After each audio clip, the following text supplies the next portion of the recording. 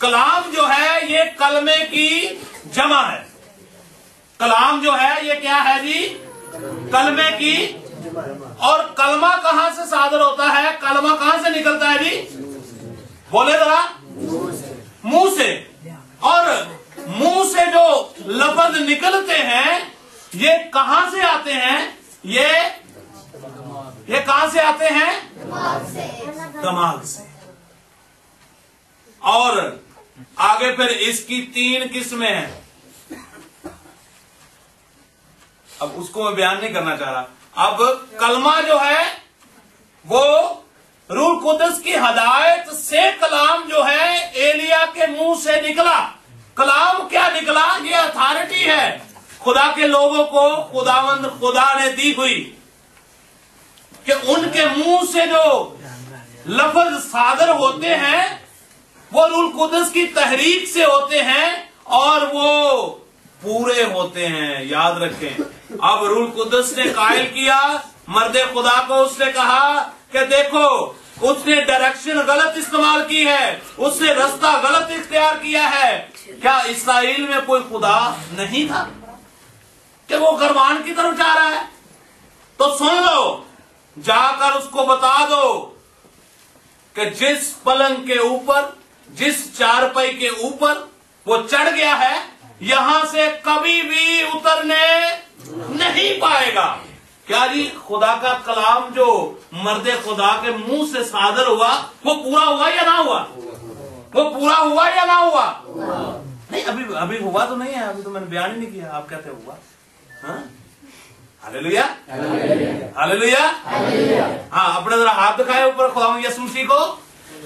ہاللیلویا. ہاتھ ہلا کر دکھائے اس کو. یسوع مسیح کے لیے ایک تعریف ہے.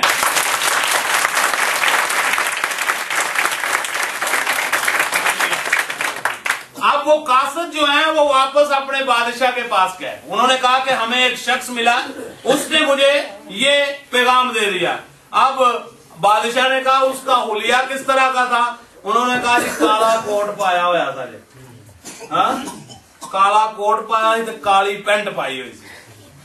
اس نے کہا وہ تو مرد خدا ایلیا تھا. نہ بادشاہ پریشان ہو گیا. اب بادشاہ کہنے لگا کہ اب اس کو کہیں سے ڈھونڈو, وہ کہاں ہے؟ کیونکہ ایلیا کہاں رہتا تھا جی؟ اوپر پہاڑ میں, پہاڑ پہ رہتا تھا. اور بادشاہ کے پاس کیونکہ اختیار تھا اس نے 50 سپاہی بھیجے. ابھی بھی اس کے دماغ میں غرور اور گمنڈ سمایا ہوا ہے, اختیار والے لوگ بھیج رہا ہے. جب بھیجے تو وہ جب پہاڑ پر گئے 50 آدمی اور ایک ان کا سپہ سالار, انہوں نے جا کر کہا اے مرد خدا تینوں بادشاہ سدن دے آجے. اور نے کیا, اگر میں مرد خدا ہوں تو آسمان سے آگ نازل ہو اور تم سب کو کیا کرے؟ منہ سے کلام صادر ہوا اور وہ کلام پورا ہوا. اور اسی وقت وہ جو پولیس کے, وہ جو آرمی کے لوگ گئے تھے وہ وہاں پر ہی بسم ہو گئے.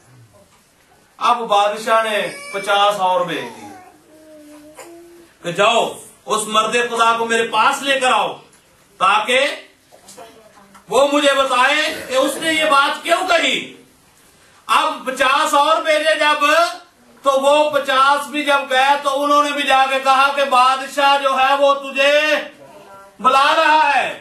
میں اس کو شارٹ کٹ کر رہا ہوں. اور اس نے کہا کہ اگر میں مرد خدا ہوں تو آسمان سے آگ نازل ہو اور کیا ہو جی تم سب, اور وہ بھی بسم ہو گئے. تیسری دفعہ پھر بادشاہ نے 50 آدمی اور بھیجے اور ایک سپہ سالار بھیجا. اب وہ جب گیا نا سپہ سالار, وہ سپہ سالار خوف خدا بندی میں تھا.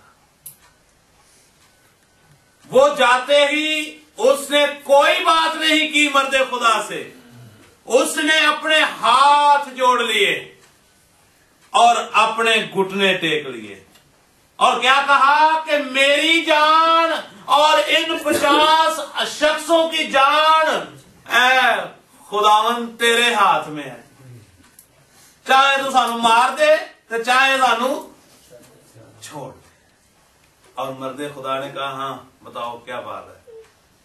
मर्दे खुदा ने रहम कर दिया और उन्होंने कहा कि बादशाह ने हमें इस काम के लिए भेजा। तो खुदा के रूह कुदस ने मर्दे खुदा से कहा कि इनको वही बात बता दो जो तूने पहले कासदों को बताई थी। कि हाँ मर्दे खुदा ने कहा, हाँ जी जरा पूछिए पढ़िए 16। और उससे कहा खुदावंद यूं फरमाता है कि तूने जो अक्रून के देवता बलजबूब से पूछने को लोग भेजे हैं, तो क्या इसलिए कि इसराइल में कोई खुदा नहीं है जिसकी मर्जी को तू दरियाफ्त कर सके, इसलिए तू उस पलंग से जिस पर तू चढ़ा है उतरने ना पाएगा बल्कि जरूर ही मरेगा। सो वो खुदावंद के कलाम के मुताबिक जो एलिया ने कहा था मर गया, और चूंकि उसका कोई बेटा ना था इसलिए शाह यहूदा और यहूराम बिन यहूसफत के दूसरे साल से यहूराम उसकी जगह सल्तनत करने लगा। और अक्जिया के और काम जो उसने किए सो किया, वो इसराइल के बादशाहों की तवारीख की किताब में कलमबंद नहीं। आमीन। मर्दे खुदा ने कहा कि देख इसराइल में कोई बादशाह खुदा नहीं था जिसके से तू दरियाफ्त कर सकता। सो जो खुदावंद ने फरमा दिया वो पूरा होगा और ऐसा ही हुआ। सो वो खुदावंद के कलाम के मुताबिक, किसके कलाम के मुताबिक जी? शफा किस में है और मौत किस में है? ये भी जरा याद रखें, मौत किस में है? हाँ, अगर कलाम मौत का हो तो वो भी पूरा हो जाता है, ये भी याद रखें। लेकिन मेरे मसीहा ने आकर ये कहा कि वो जिंदगी पाए और क्या करें? कसरत की, क्या करें? कसरत की। जब कलाम हमारे दिलों के अंदर नहीं होता तो फिर मौत हुआ क्या होती है? ठीक है। अब वो खुदा के कलाम के मुताबिक जो एलिया ने कहा था मर गया।